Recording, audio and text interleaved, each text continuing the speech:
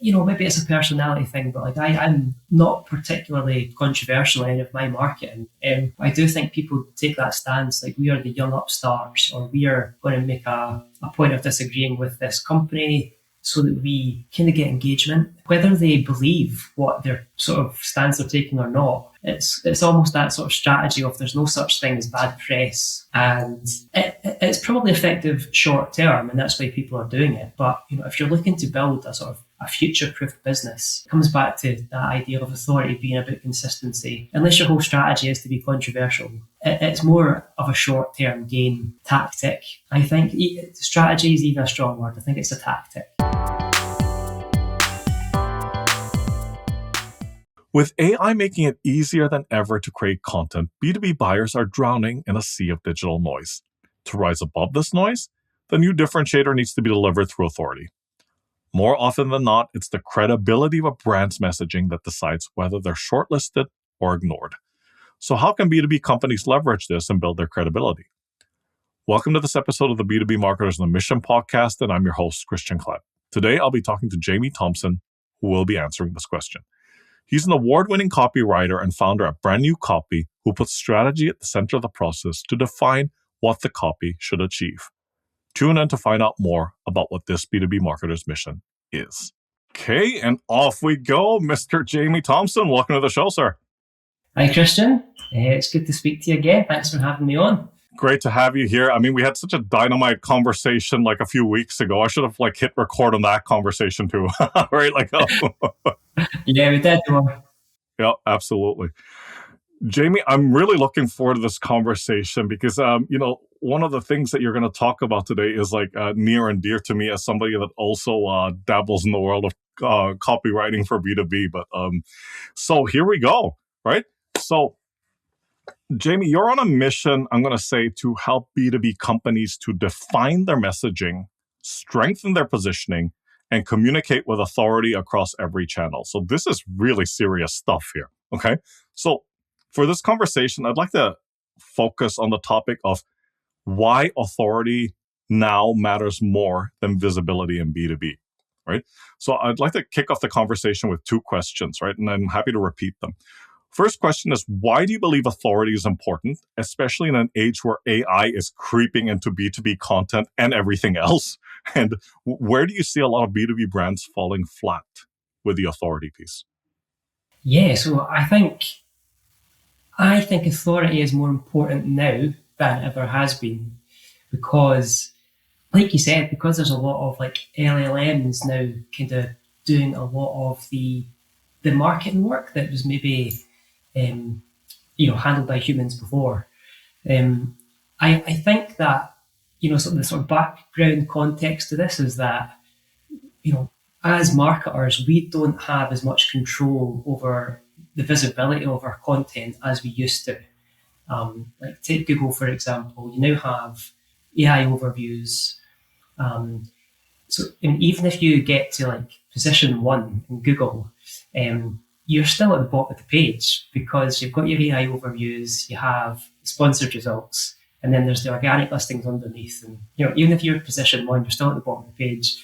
And as a result, website traffic has reduced, and people aren't getting the same kind of traffic numbers that they used to.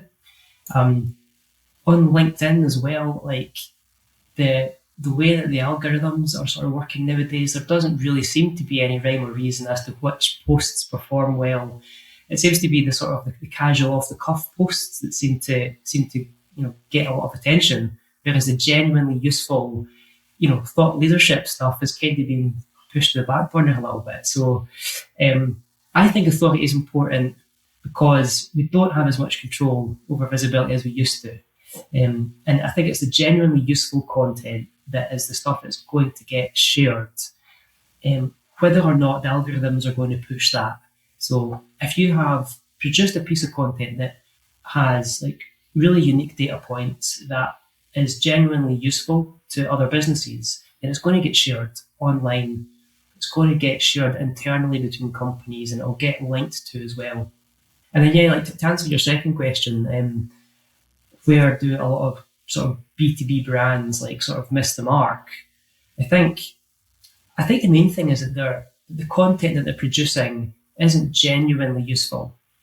They are like a lot of brands across industries that are kind of saying the same thing as their competitors.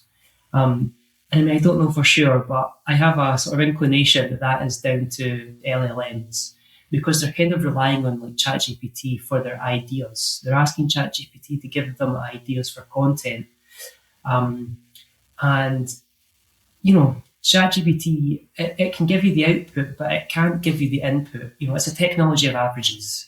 So if you're looking to LLMs for ideation, it's going to give you the average of what everyone else in the industry is saying. So it's important that businesses they're really doubling down on their ideation and things that make them unique as a company, like their unique selling points, their value propositions, their company culture, the people behind the business. That's kind of what makes a company's culture. And ChatGPT, LLMs, they don't really have any first-hand experience of that. And it's such a nuanced thing that you're never going to get like effective results if you're asking LLMs for the ideas in the first place. If you're using it for execution to help guide style and tone a little bit, then that's fair enough. But it's important that brands are sort of really doubling down on the ideation. That's it. I think just genuine, unique insights that people are actually going to be interested in reading. Absolutely. I had a couple of follow-up questions for you there. I mean, this is great stuff. This might sound like overly like simplified. I mean, for lack of a better description, but like just let's clear the air here a little bit. Define from your experience and your own interpretation, define authority, because that also gets thrown around very loosely. I feel almost as much as the term you've got to add value. I mean, like, well, what does that actually mean, right? Yeah. So to me, authority is about a brand communicating their messages in a consistent way, whether that is the actual content of the messages or the way that they actually communicate it in terms of brand tone of voice. So authority to me is about consistency more than it is about being emphatic or controversial or overly confident. It's more about consistency in how they communicate their messages to their audience. You brought up something there, and I'm going to throw out another question because you find this a lot on LinkedIn, at least from my experience, that people put out a lot of pieces. I'm going to just dare to say under the guise of authority, but what it actually is like just an extremely contrarian point of view. And it's almost like, I've got to just put my thoughts out there because I want my voice to be heard, but it's not necessarily authority. It's just like disagreeing with the status quo. What's your take on that? Yeah, I mean, to me, that's kind of it's almost performance marketing. It's just performance. It's like visibility for visibility's sake. Sure. Maybe it's a personality thing, but like I'm not particularly controversial in any of my marketing. I do think people take that stance, like we are the young upstarts, or we are going to make a point of disagreeing with this company so that we kind of get engagement. Whether they believe what their sort of stance they're taking or not, it's almost that sort of strategy of there's no such thing as bad press, and it's probably effective short term, and that's why people are doing it. But if you're looking to build a sort of a future-proof business, it comes back to that idea of authority being about consistency. Unless your whole strategy is to be controversial, it's more of a short-term gain tactic. Sure. I think strategy is even a strong word. I think it's a tactic. It's not really a strategy.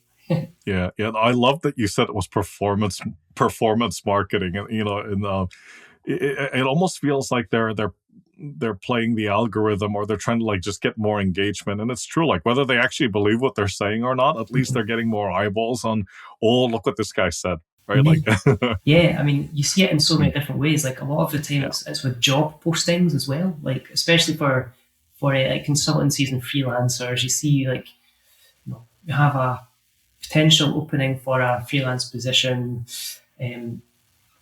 comment below if you know anyone that would be interested. And Again, I don't know for sure, but it seems very performative to me. Has that company actually reached out to people directly about the job? Have they advertised it on job sites, or are they just posting about it as a potential opportunity for the sake of engagement, knowing that people will be replying and tagging other people? It's that kind of a short-term tactic. Exactly.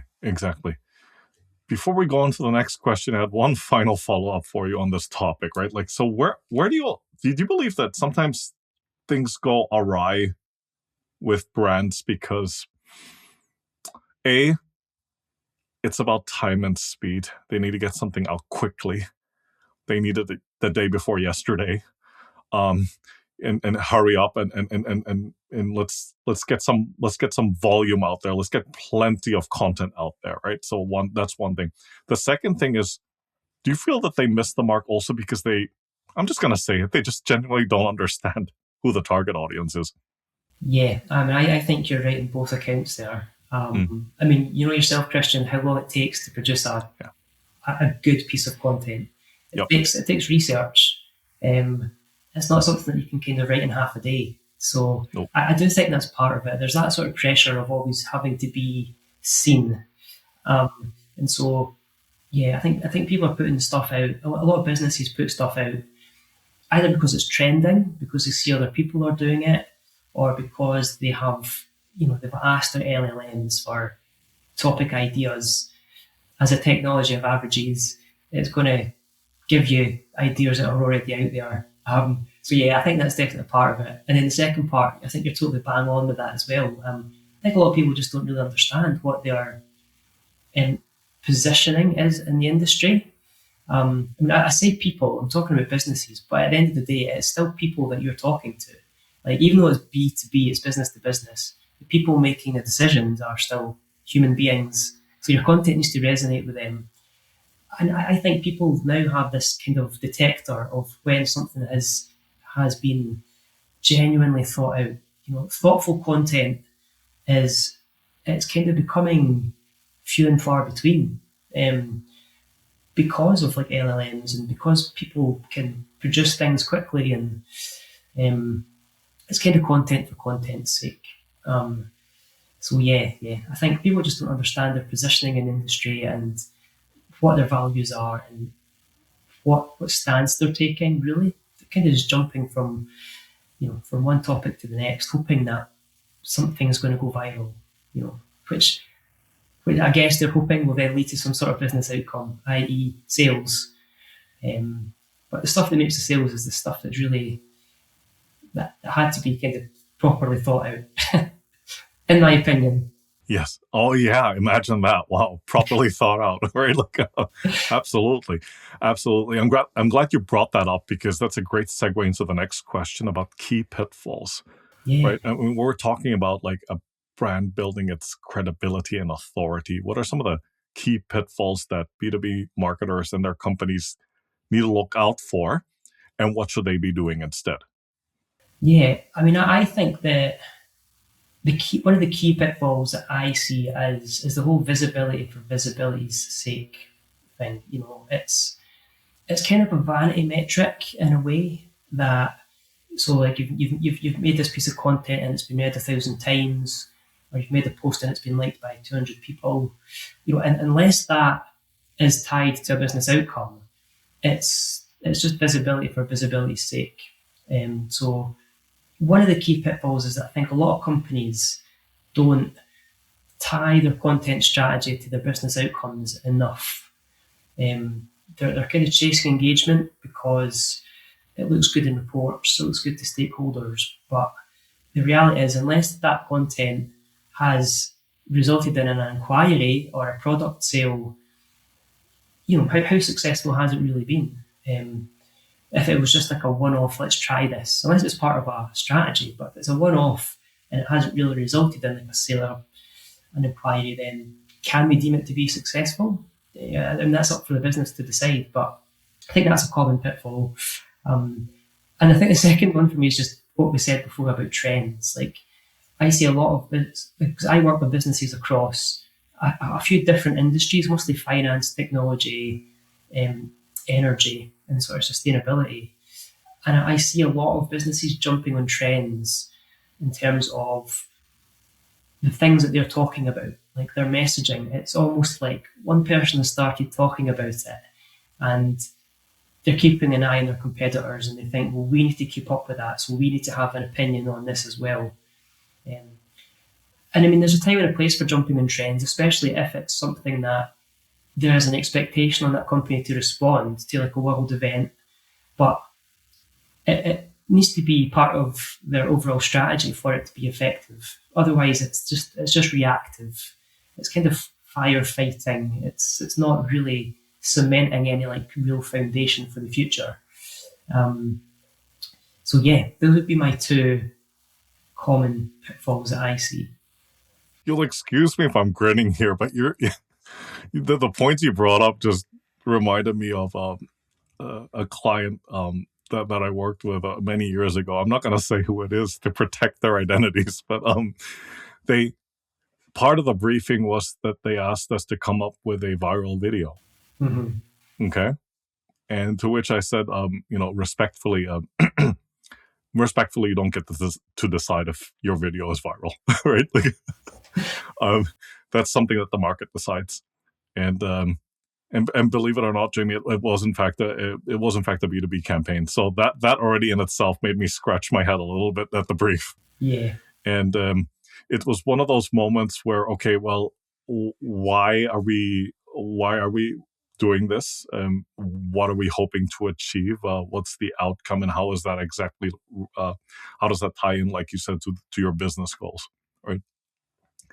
And they basically said, well, everybody's, something to the effect of, well, everybody's doing one, so we think it'll be good to do this as well. And I think those are one of those moments in my agency days where we were very confident that we'll be okay if we walked away from that project, and we did.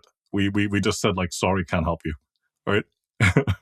Because I just even in my wildest dreams, I could not imagine how we would have been able to pull that off.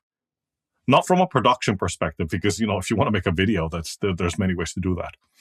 I didn't know how to pull it off from a marketing distribution perspective. You know what I mean? Like, yeah. That's stuff that's kind of out with your control as an agency, right. Yeah. as the creator of the content, or even as the business. Like you said, viral videos are meant to be, it's not really something that's meant to be manufactured. It's like a bit of there's just too many anomalies that needs to come together for something to go viral. So it's a very difficult thing to manufacture without, of course, like paying for views or that kind of thing. I'm a big sort of advocate of it. Sometimes what you don't say that is as important as what you do say. That's it. You don't need to be everything to everybody all the time. Especially in B2B. Yes. Right. Can you just imagine? I mean, you mentioned a couple of industries now, finance, tech, and energy. Can you imagine if you had an energy client now that was also trying to reach out to finance people? Yeah. Right. Yeah, that's the thing. It's like, businesses need to understand their audience. But more importantly, they also need to understand their positioning in the industry. Like, what are they known as in the energy sector? Are they the scrappy upstarts? Are they the established, international company who are respected? Because all these things influence the way that they communicate and the way that they speak to their audience as well. And if a viral video fits that strategy, then I guess fair enough if you can try and manufacture it. But more often than not, I would say it's more about being consistent, sticking to the plan.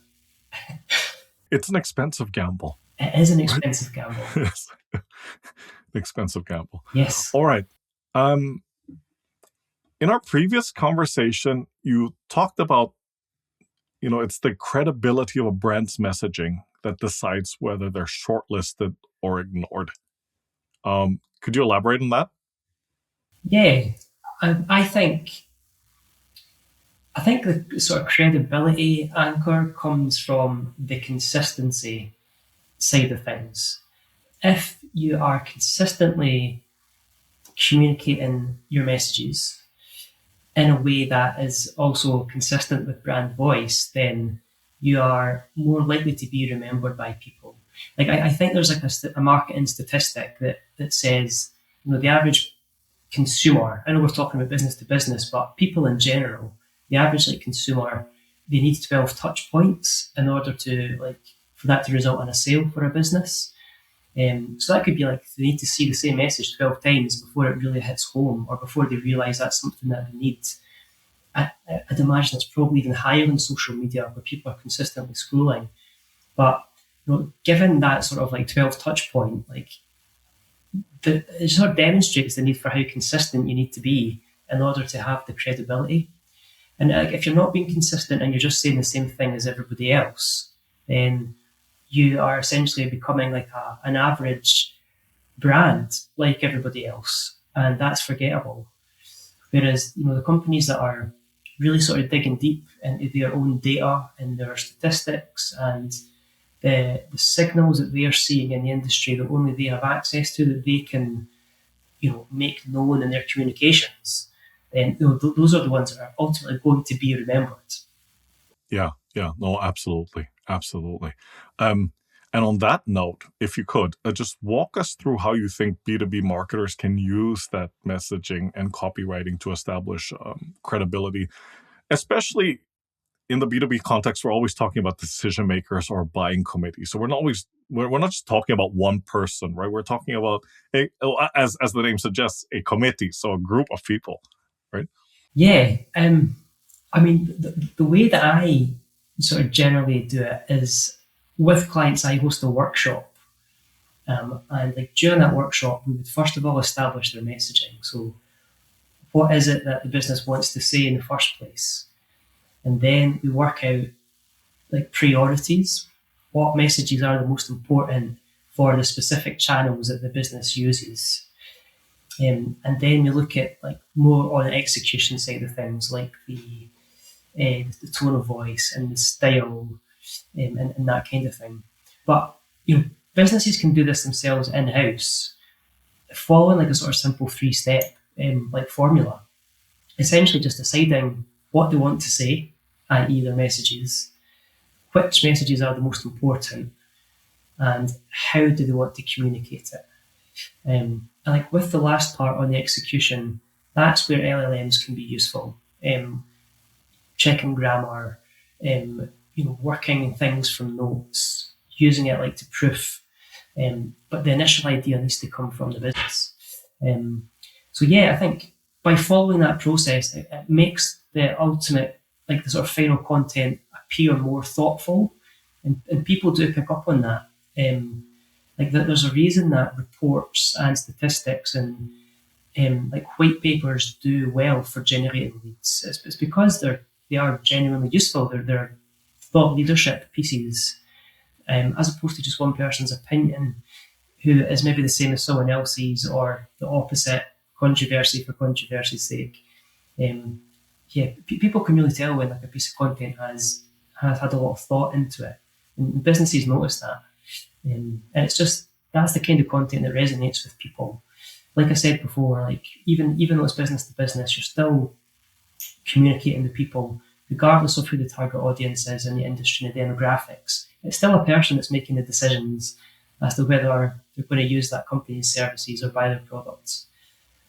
Absolutely, absolutely. And I think another thing that can also be kind of fun to do in B2B, especially with white papers and reports and what have you, is to extract some of those like nuggets, right? Extract some of that data. And I'm just going to throw one of them out there, right? Like many years ago, we worked with a company that produced steel. And I can't remember how much steel they produced, but they said, we produce enough steel that can, it's enough to, you can wrap you can wrap around the earth 4 times, right? So, something along that line, right? Or even at home, like with a consumer product. So we have the plastic wrap, and it actually says on the packaging that this can cover an entire football field, right? Right? Just facts where it's almost like, did you know, or hey, by the way, right?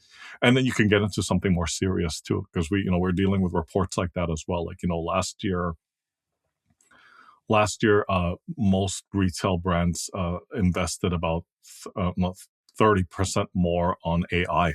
Mm. And if you're in the industry, you might be like, yeah, I kind of knew that they were investing in AI, but all 30% more of their budget? What exactly are they investing in? Yeah. And yeah, that's why you should download the report. That's it. It's like those little nuggets of information in the way that you present it Yeah. to the public that becomes interesting. And like, as you know yourself, that's kind of the job of a copywriter, is to like simplify that complex information. Like, you know, the fact that like the sort of plastic could be wrapped around the world 4 times, like that's quantifiable. I can visualize that as a consumer, and I think, oh, that's pretty cool.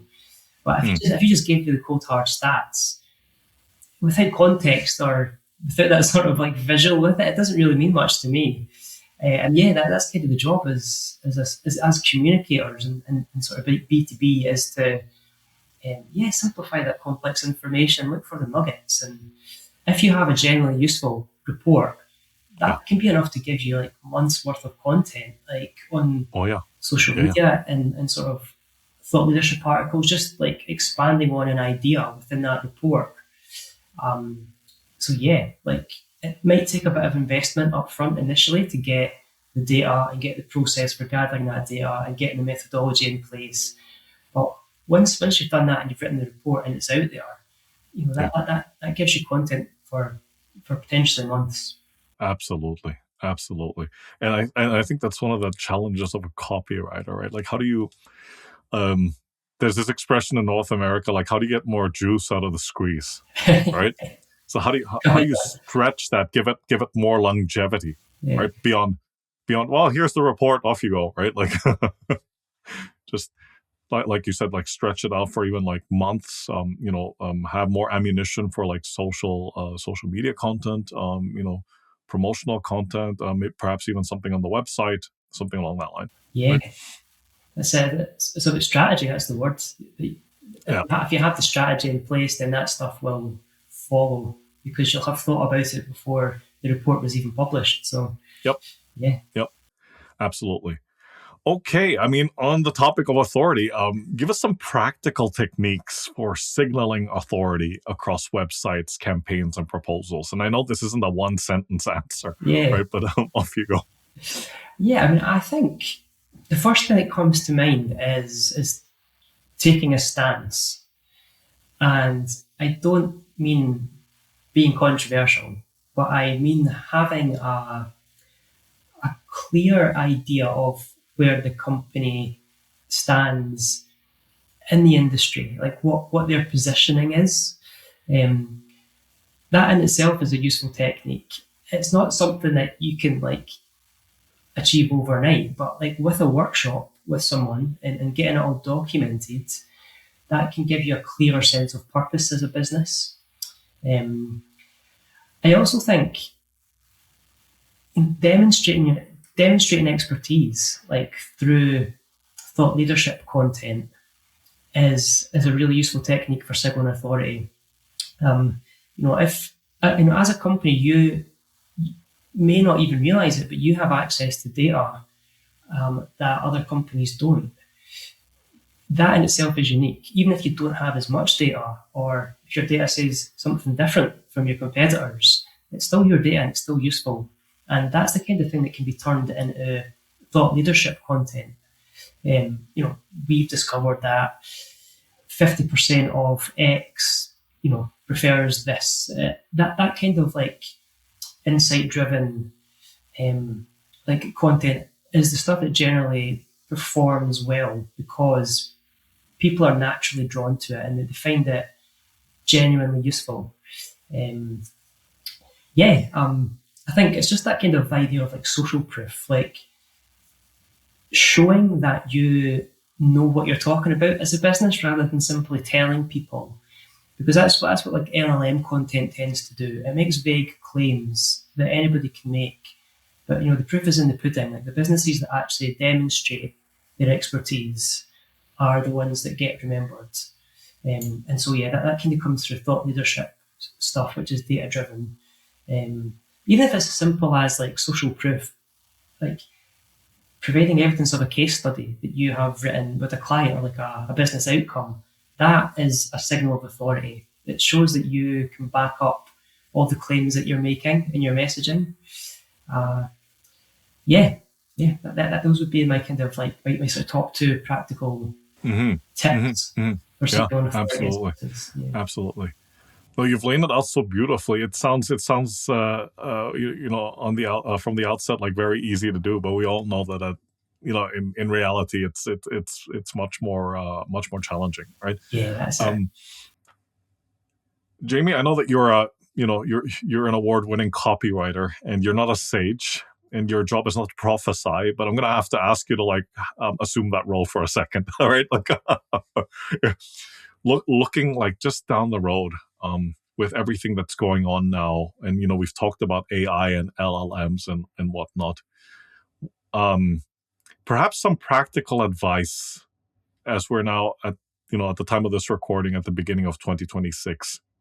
What is some advice that you would give B2B companies who are saying like, yes, we would love to build our credibility, but AI and LLMs, that all seems to be creeping into everything that we do.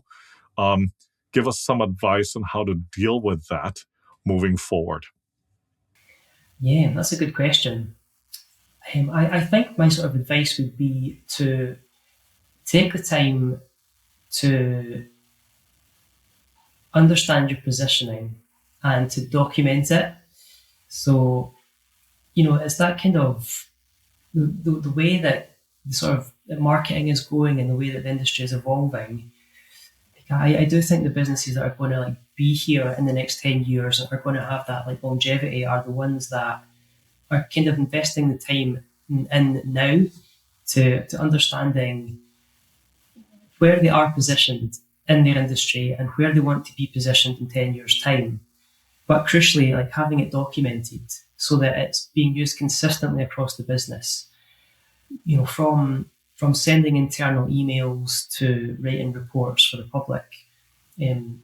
So from a practical point of view, that's things like understanding like the business values and how the work that the company is doing is a reflection of those values and how that's communicated to people. If it's like a business that's selling a product, like what are the unique selling points of the product? What are the benefits to the end users? And how are we seeing that? Because in a lot of like B2B industries, I think the sort of the strategy of competing on features is becoming a bit redundant. As technology improves, it's quite difficult for companies to be able to claim unique features because everybody kind of has access to the same tools. So really, if you flip that on its head and you kind of look at it from the customer's point of view, why would a customer choose one company over another that's essentially got the same product or service? And that's going to come down to like brandability and how much the company is able to like empathize with the target audience. If they can really understand what their pain points are, then that that business is ultimately going to choose that service over another. And that comes down to like having it all documented. You might have like an intuition about what these things are, but as your business evolves, your intuition about these things will change and you'll get scope creep or you'll want to jump on trends. But if you do have it documented as an internal process, you're more likely to stick to it in the future. And if you do get to the point that you want to change your positioning in industry because you've had more success than anticipated or something in the market has changed, then that in itself should be a process. You should go back to the drawing board and look at what processes you have documented and think what needs to be changed here before you are reactively moving in a different direction. That would be my advice. To put my kind of like futurist cap on, that's what I would say. Yeah, yeah, yeah. No, that's some pretty solid advice, and thanks for sharing that. I totally agree. People have to understand their positioning in the market. Most importantly, also they have to document it. It's amazing how many companies I've worked with that don't document that kind of, I wouldn't call it a projection, but it's almost like, okay, the positioning, and their vision, like where do they, what do they aspire to become, right? I know that sounds like more individualistic, but you can put that into the context of an organization as well. Like, what do you aspire to become in 10 years, in 20 years? Where's this business going to go? Right? Absolutely. That's it. Like, it's something I do in my own business with clients. Like, Yep. if someone asks me, if a company is going through a rebrand and they need their website rewritten to reflect their new positioning, like, the first thing I suggest is, well, let's get a workshop, work out what you want to say. I'll create a messaging guide for you, and I'll create a tone of voice guide for you. And then sometimes you get a bit of pushback and they say, well, why do we need that? I guess the answer is, well, I could rewrite your website and I could make it up as I go along if you want. But it's not going to be anywhere near as effective as it would be if we have all this kind of important stuff documented in the first place. Like, you need to have a structure, you need to have a plan, you need to have a strategy before the sort of the execution happens. And if you do the first part well, then like the actual execution of it, whether we're talking about writing or any other sort of like campaign, that last 20% almost, it's just like the icing on the cake, because by the time you get there, you already know what you want to say, how you want to say it. You just kind of need to get the content down, whether it's filming, whether it's from head, fingers to keyboard. That sort of final 20% kind of comes a lot easier when there's a plan, when there's a structure in there from the start. Absolutely. Jamie, this has been an incredible conversation. Thank you so much for coming on and for sharing your expertise and experience with the listeners. Please, quick introduction to yourself and how people out there can get in touch with you.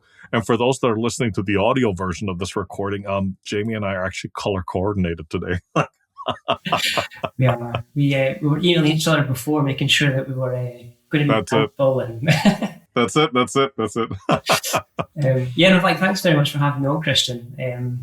Like I said, I have listened to the podcast myself over the past few months, and I've resonated with a lot of the sort of the content that like your other guests have been putting out there. So it's like really a privilege to be on it. People can get in touch with me. Just to explain who I am. I mean, my name is Jamie, and I'm a strategic copywriter and messaging strategist. And I run a copywriting studio called Brand New Copy, and I have done since 2013. And I help brands establish their messaging and their tone of voice through workshops and deliverables like thought leadership, articles, white papers, annual reports, website copywriting. And I also provide training to businesses, agencies, and other copywriters. And I have a flagship course called the Brand New Copywriting course, which talks about the strategy behind copywriting. So if you wanted to get in touch with me, the best way would be through email, which is jamiethomson@brandnewcopy.com. Fantastic. And we'll be sure to drop those links in the show notes when this episode is published. So once again, Jamie, thanks so much for your time. Take care, stay safe, and talk to you soon. Thanks, Christian. All right. Bye for now.